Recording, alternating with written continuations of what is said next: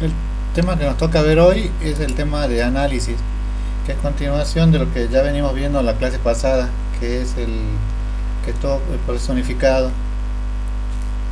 Entonces, análisis es la disciplina, no sé si se acuerdan que tenían arriba la fase y a la derecha y a la izquierda la disciplina. Es la disciplina que se escribe una captura de requisitos, refinándolo y estructurándolo.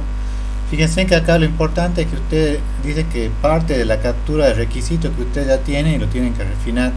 Es una refinación. Fíjense que es una primera refinación porque después viene la parte de diseño y es una segunda refinación que ya directamente le da las clases de diseño, que es la con la que ustedes ya le entregan al programador para que él trabaje. ¿Estamos? ¿Cuál es el objetivo? Que se siga una comprensión precisa de los requisitos, que sea fácil de mantener, o sea que en el tiempo pueda persistir y que no le lleve mucho tiempo, que ayude a estructurar el sistema, que analice los requisitos usando el lenguaje de los desarrolladores, produciendo una vista interna del sistema. Y esto, fíjense que dice analiza los requisitos usando el lenguaje de los desarrolladores. Acá ya no importa lo que quería lo que era importante para el dueño de la empresa, sino lo que es importante para ustedes, digamos, que van a ser los desarrolladores. Tiene que ser algo un poco más técnico.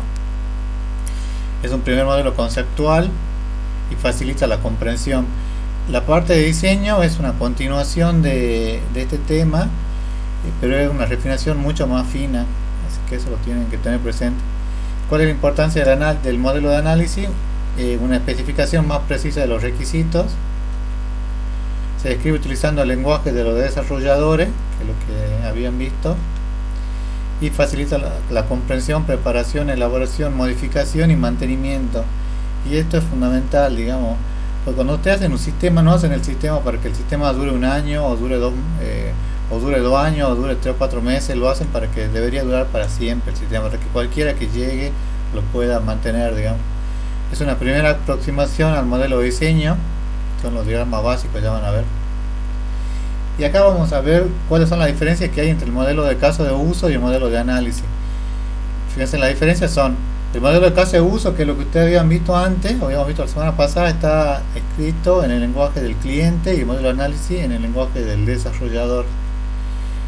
El modelo de caso de uso es una vista externa del sistema, es lo que se ve de afuera, es lo que el cliente ve. En cambio, el modelo de análisis ya es una vista interna del sistema.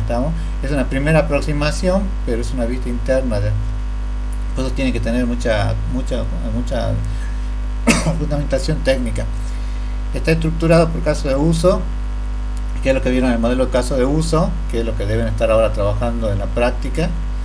Y acá está estructurado por las clases de diseño. Ya las clases de diseño es una primera aproximación, pero ya es un diseño de clases, que es lo que ustedes ya vieron con la modelización orientada a objetos.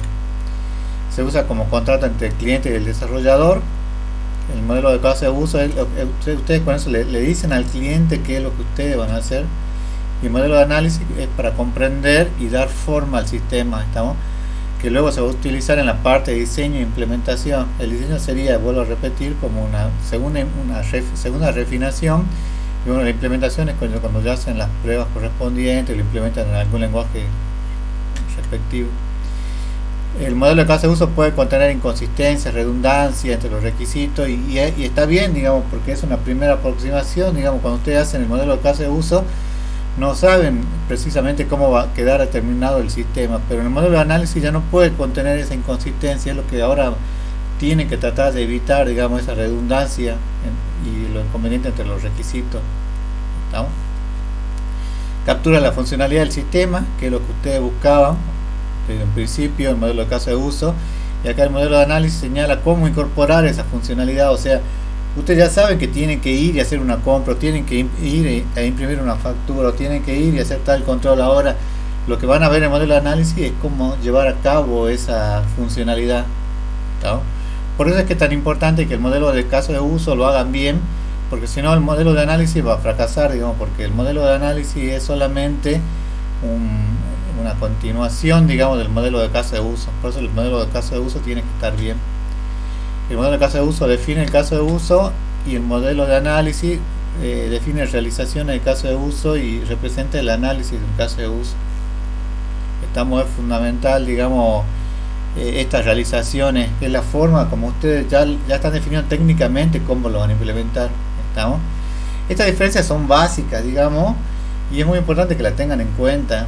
Nosotros siempre, cuando ustedes vayan a rendir, ya sea el coloquio, vayan a rendir el final, esto le vamos a preguntar, digamos, porque la idea es general, digamos, qué es lo que me da el modelo de caso de uso y en qué se diferencia con el modelo de análisis. Igual que cuando veamos el modelo de análisis comparado con el modelo de diseño, también van a ver cuáles son las diferencias que hay. ¿Estamos? ¿Tienen alguna duda de este tema, chicos? Acuérdense que este tema va para el final o para el coloquio, va seguro, así que tienen que tener claro, digamos, esto, porque son conceptos muy básicos, digamos, que lo van a aplicar con cualquier metodología que hagan, ya sea apliquen una metodología ágil como XP o cualquier otra. ¿Estamos? Que bueno, si no hay dudas, chicos, o alguna pregunta, si no continuamos. Parece que va todo bien. Bueno, fíjense que lo que tienen acá, lo que están con rojo, es lo que ustedes van a tener que hacer en el modelo de análisis, que en realidad no es mucho, digamos, pero sí es importante que tiene que estar bien elaborado, bien trabajado. Fíjense, tienen que analizar los casos de uso y analizar las clases de diseño, son las dos pautas generales. Y analizar los casos de uso, tienen que identificar las clases.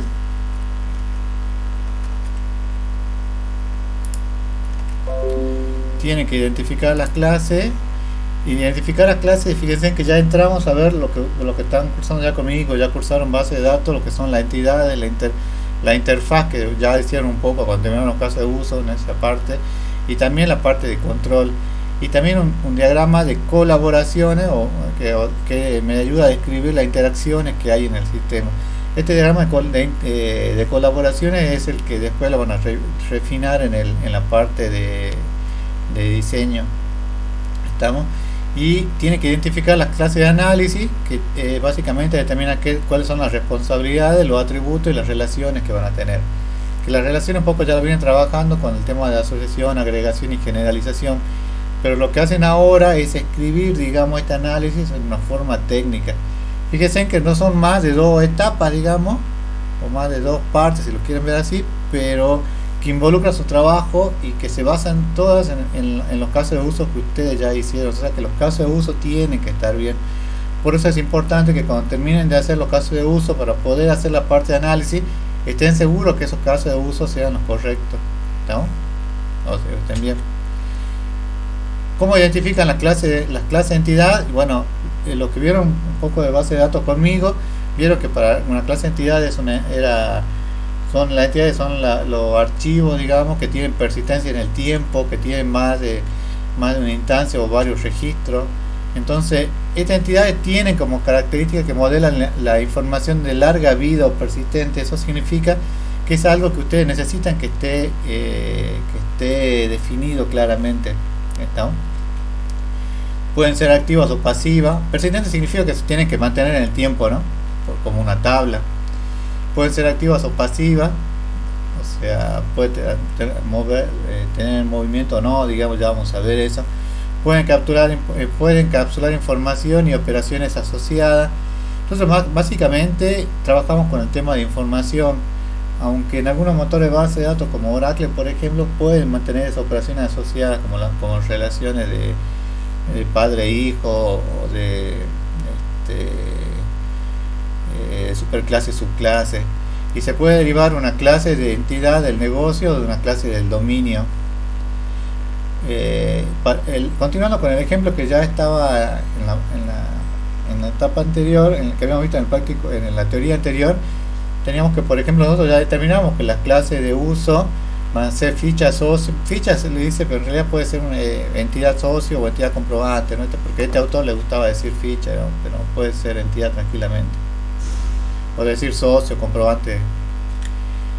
Le hago una pregunta y esta vez contéstenos rápido.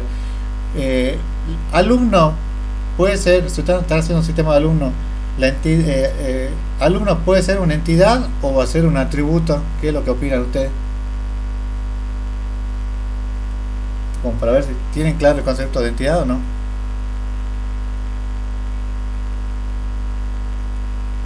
Una entidad. Casi siempre va a ser una entidad, digamos, porque es muy raro que tengan un atributo que sea alumno. Y por ejemplo, fecha de ingreso, ¿va a ser una entidad o va a ser un atributo? Un atributo. Bueno, eso ténganlo en cuenta, digamos, porque bueno, capaz que yo por ahí hablo muy rápido porque estoy en las dos materias, lo veo, digamos, al tema, pero eso que es interesante y importante que ustedes lo tengan en cuenta, ¿estamos? Bueno, tienen que identificar las clases interfaz, que en realidad las clases interfaz van a ver que lo único que sirve es para un tema de comunicación, más que nada.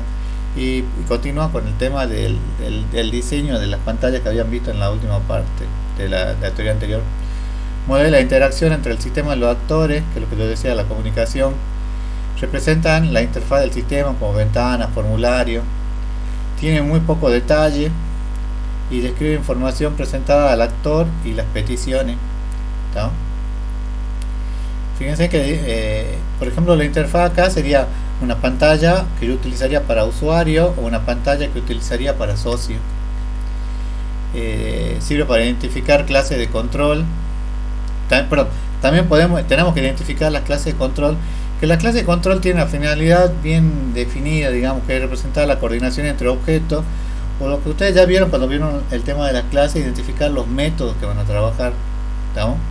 Encapsular el flujo de control. El flujo de control es qué movimiento, cómo se van a relacionar una clase con otra a través del flujo. Representa la lógica del negocio. Y no hay interacciones con el usuario ni el problema de almacenar información. Eso es lo que no se guarda, digamos, en las clases de control. Ustedes lo que van a guardar es básicamente, como les decía, cuáles son los métodos que vamos a definir para las clases. El tiempo de vida es corto porque un método se ejecuta y termina, digamos. Entonces lo que hacemos en esta parte es identificar las entidades, la interfaz, digamos, que van a utilizar, o las pantallas, y las clases de control. O sea, cuáles van a ser los métodos con los cuales vamos a trabajar. Básicamente es eso, pero bueno, es importante que lo vean desde un punto de vista técnico.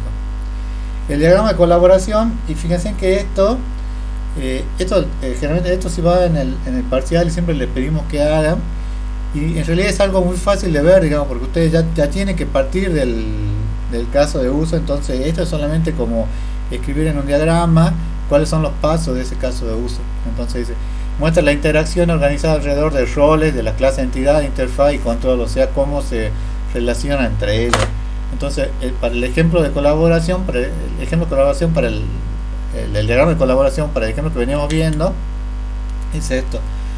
Y fíjense en que acá hay una serie de cosas que tienen que tener en cuenta. Parten siempre del actor que iniciaba, que eso lo vieron. Fíjense que van pasando a través de pantalla y guardan acá en ficha o entidades fichas o entidades y trabajan con el gestor, digamos, que le va proporcionando cuáles son los métodos con los cuales interactúan. Fíjense que acá es como yo les decía, es una especie de cuento, uno va a continuación del otro, que son todos los pasos, digamos, que ustedes definían en el camino básico que ustedes tienen. Y fíjense que cuando yo tengo el 1 que va de secretaria a la interfaz de usuario, que sería acá ingresar la identificación de la persona, después tengo que escribir el 2. Fíjense que el 2 pasa a una interfaz de socio. El 2 sería verificar la existencia de identificación. Eso me está diciendo que estoy pasando a otra pantalla. Fíjense que para verificar la identificación utilizo el 3, que sería buscar la identificación, y eso lo busco dentro de la interfaz o de la entidad o de la tabla de socio. Y 4 me devuelve una respuesta, que sería, me devuelve la identificación. Hay una continuación en el orden, ¿estamos? No es que yo puedo pasar acá de la secretaria de interfaz usuario y acá puede volver directamente de la ficha de socio el 3. ¿Se entiende o no? Tiene que haber una interacción entre ellos. Fíjense que del 1 pasa al 2, el 2 acá pasa al 3, el 3 pasa al 4, siempre relacionando lo que son entidades y los que son interfaces y el que es el gestor. ¿Estamos? El gestor sería el sistema que ustedes están relacionando o los métodos que van a implementar próximamente. ¿Estamos? Bueno, este es otro ejemplo que ustedes tienen, que este es un ejemplo un poco de otro autor, digamos, pero lo que es importante es que siempre comienza de la misma forma, digamos, como tenían en el caso de uso, y pasa a alguna interfaz y vuelve, digamos. ¿Estamos? Esta forma que está escrita acá con verde es como la que está sombreado con verde, es lo que van a tener que hacer en la práctica, digamos, y es lo que después en el parcial le vamos a pedir. Pero este orden, y se vuelve a repetir, creo que por tercera vez, tiene que ser respetado. No es que ustedes pasan de la secretaria, pasa a la interfaz de usuario, y ahí pasa la ficha de comprobante haciendo en medio, y se accede todo a través del gestor. Fíjense en cómo interacciona el gestor, ¿estamos? Y esto después cuando veamos la clase que viene el diseño, van a ver que esto es una refinación de este diagrama de colaboración que ustedes armen ahora. ¿Estamos? Chicos, ¿lo entienden a esto? ¿Lo pueden ver? De todos modos, esto, digamos, cuando ustedes lo practiquen y les surjan dudas, está bueno, digamos, que lo corrijan, ¿no? Que se lo corrijan los docentes de la práctica, o que me lo muestren a mí por ahí en alguna consulta de teoría, y que vean si puede ser factible o no, digamos. Pero lo que es importante es que cada uno de estos diagramas, ¿de dónde lo tienen que sacar? Puede ser de un solo caso de uso, o pueden ser varios casos de uso. ¿Qué es lo que opinan ustedes, chicos? Alumnos.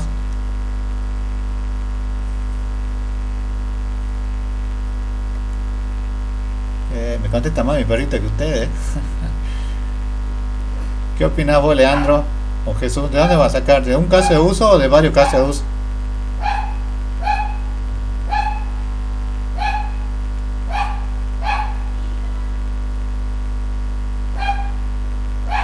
¿Qué es lo que opinan, chicos?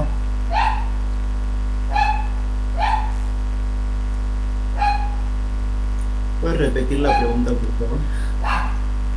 Este diagrama que ustedes tienen acá, fíjense en este diagrama de colaboración, que es el que le vamos a pedir en la práctica, que tienen que hacer. ¿De dónde sale? ¿Sale de un caso de uso, o sale de una combinación de varios casos de uso, o sale de otro lado? ¿Con qué está relacionado? Por mí, de una combinación de casos de uso. No, en realidad es siempre de un solo caso de uso. Cada caso de uso va a tener un diagrama de colaboración, ¿estamos? Y es una relación de 1 a 1. Así que eso ténganlo presente, porque si el caso de uso lo hicieron bien, el diagrama de colaboración va a ser es una copia, digamos, de lo que ya venían trabajando.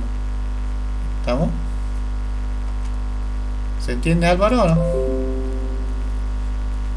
O sea, el diagrama ese representa solo un caso de uso. Solamente un caso de uso. O sea que si tuvieran 10 casos de uso, van a tener 10 diagramas de colaboración. ¿No? Después ya vamos a ver en la parte de diseño, que es la clase que viene, cómo relacionar este diagrama con el diagrama que se hace en la clase de diseño.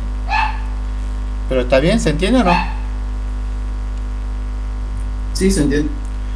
Igual, como le digo, esto lo van a trabajar mucho en la práctica, digamos, cuando hagan el quinto diagrama de colaboración ya van a estar especialistas en este diagrama de colaboración, pero la única forma es trabajarlo, no tiene otra forma. Lo que tienen que tener en cuenta, vean o observen, digamos, no es siempre obligatorio que la interfaz de usuario se comuniquen. Muchas veces pasa que como en este caso, que con una sola interfaz ya alcanza, digamos, pero es obligatorio que yo lo haga a través de una interfaz o de una pantalla, porque si no lo hacen a través de una interfaz, ¿cómo se relacionarían? Y siempre las consultas tienen que ser hechas a través de entidades, digamos, porque si no lo hacen a través de entidades, ¿cómo van a hacer la relación? No sale por arte de magia, sino que las consultas siempre son están basadas, digamos, sobre alguna entidad, como en este caso de socio o de comprobante. ¿Estamos, chicos? Bueno, continuemos. Luego el segundo punto, bueno, era identificar cuáles son las responsabilidades de la clase de control. Entonces ahí decía que deben ver qué rol o papel juega la clase de análisis, o sea, cuáles van a ser las actividades, cuáles son los métodos para cada funcionalidad. Entonces pueden combinar rol, papel y describirlo. Entonces, por ejemplo, puede decir, para ese caso que tenían, por ejemplo, verificar la información ingresada, solicitar la confirmación, ordenar la registración del socio, registrar al nuevo socio, emitir el comprobante, registrar el comprobante. Fíjense en que estos pueden ser métodos, o que son en realidad los métodos que ustedes van a tener que definir después para las clases. Por eso es que lo vemos acá en esta parte y tratamos de definir cuáles son los métodos, cuáles son en realidad los posibles métodos que después van a quedar. ¿Estamos? Por eso se le dice las responsabilidades de la clase gestor, pero es de la clase gestor para ese caso de uso. Luego tiene que identificar los atributos, que es lo que veíamos recién, digamos, que tiene, por ejemplo, una clase de alumno, va a tener, no sé, la LU, el apellido y nombre, la flecha de ingreso. Y los atributos no son solo para las entidades, sino también para la interfaz y para la clase de control. Entonces, deben identificar el nombre de los atributos, los tipos de atributos que pueden tener, que son conceptuales en este caso. ¿Por qué le dice que son conceptuales? Porque yo no voy a escribir, no sé, es que va a ser un varchar de 20 o que va a ser un integer. Ustedes van a escribir, no sé, en forma general, que van a utilizar un carácter, digamos, que van a utilizar un número.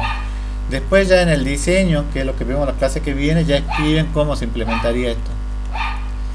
La clase de entidad, se deben identificar los atributos en la clase de entidad, bueno, deben identificar los atributos de la clase de entidad, que son los del dominio. El dominio se refiere a lo que son propios del problema que ustedes están estudiando. En la clase de interfaz, que interactúa con el actor humano, fíjense que, o sea, para las pantallas que ustedes tienen se deben reconocer los atributos que representan campos de texto, etiquetas, o sea, qué es lo que ustedes van a mostrar en pantalla, que puede o no corresponderse con algún atributo de alguna entidad, digamos.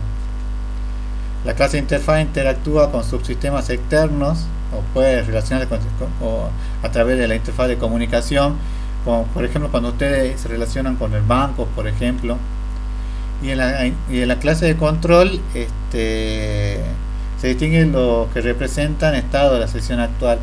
Entonces, fíjense, yo acá tengo, esto es lo que se le va a pedir en la práctica, principalmente. Creo que no me acuerdo si les pedían para los atributos de la clase interfaz, pero fíjense, para los atributos entidades, sí. En este caso, por ejemplo, ustedes tienen el socio, que tiene el número de socio, DNI, apellido y nombre, y para comprobante, número de comprobante, fecha, DNI, número de socio.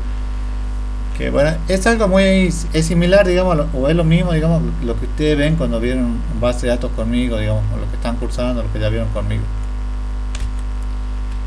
¿Estamos? Entonces, ahora el último punto, creo que era identificar relaciones, asociaciones, agregaciones y generalizaciones. Entonces tienen que ver cuáles son las relaciones o asociaciones que van a ver. Dice que describen las asociaciones, disminuye el acoplamiento del número de relaciones entre clases, no optimizan los caminos de acceso, definen la multiplicidad. ¿Se acuerdan que la multiplicidad es lo que ya vieron en base de datos conmigo, que era las relaciones de 1 a n, que es lo que se permite en el modelo relacional? O sea, entre alumno y docente, ¿qué relación hay? Es de n a n. Entre alumno y materia, ¿qué relación hay? Es de 1 a n, de n a n. ¿Cómo lo van a plantear? ¿Estamos? Y luego ya ven lo que es la agregación y composición, que es lo que vimos cuando vieron orientación a objetos, que cuando un objeto contiene físicamente a otro, un objeto compuesto de otro, un objeto que es una colección conceptual de objetos. Identifican generalizaciones y especializaciones entre clases. Fíjense que los dibujos que vamos a utilizar, o la gráfica que vamos a utilizar, es la asociación, que asocia objetos que colaboran entre sí. Fíjense que la asociación es simplemente cuando ustedes plantean una relación entre ellas. Cuando hay dos entidades, plantean una relación. Ahora, cuando yo quiero ya refinar un poco, utilizo lo que es la generalización y especialización. Entonces tengo lo que es por ejemplo, acá un vehículo, que sería una superclase, y fíjense que yo es un vehículo es una generalización de un auto. ¿Estamos? Vehículo sería la superclase y auto sería la subclase, o especialización si lo ven de arriba hacia abajo, depende en qué sentido lo vean. ¿Estamos? Entonces lo que ustedes tienen son las relaciones o asociaciones. Otro tipo de relación son las agregaciones. Las agregaciones es cuando ustedes tienen un objeto que es parte de otro. Por ejemplo, las fichas, acá por ejemplo había una relación entre ficha socio y ficha comprobante. Entonces es una misma entidad, que es lo que ustedes después vimos como vimos en base de datos, cuando hay una relación de 1 a 1. Esto en realidad es una misma, va a quedar una sola tabla, salvo que yo quiera a propósito, digamos, que quede una relación de 1 a 1. Estamos en dos tipos de agregaciones, que son agregaciones débiles, cuando las partes pueden existir fuera del agregado. O sea, cuando esta, nos supongamos que hubiera una relación débil entre comprobante y socio. Si yo es débil cuando si yo borro el comprobante, el socio sigue estando, digamos, y es fuerte cuando las partes solo existen dentro del agregado. O sea que si yo, por ejemplo, borro el socio, el comprobante no tiene sentido que esté, digamos, es una relación fuerte. Y cuando se quiere componer objetos que son instancias, clases definidas por el desarrollador, hay dos posibilidades. Por valor, que es el rombo lleno, perdón, que es una relación estática en donde el tiempo de vida del objeto incluido está condicionado por el tiempo de vida del que lo incluye, entonces hay una composición, marcaría hay una relación fuerte, o por referencia cuando hay una relación dinámica en donde el tiempo de vida del objeto incluido es independiente, y acá la palabra que tienen que subrayar es independiente del que lo incluye, entonces hay una agregación, o sea que no depende del otro. Yo puedo tener alumno y puedo tener docente y están por separado, digamos, y uno no depende del otro. Pero si yo tengo nota del alumno, las notas del alumno dependen del alumno. No puedo tener una nota del alumno sin alumno. ¿Estamos? Fíjense acá, yo tengo cuentas, tengo almacén y tengo cliente. Entre cuenta y almacén, ¿qué tipo de relación hay? ¿Hay una relación fuerte o hay una relación débil? Fíjense, ¿es por valor o es por referencia?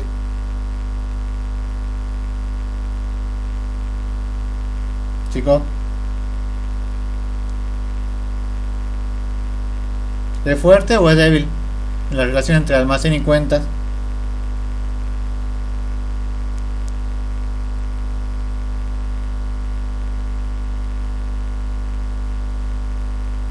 Chicos, ¿qué hay? ¿Cómo es?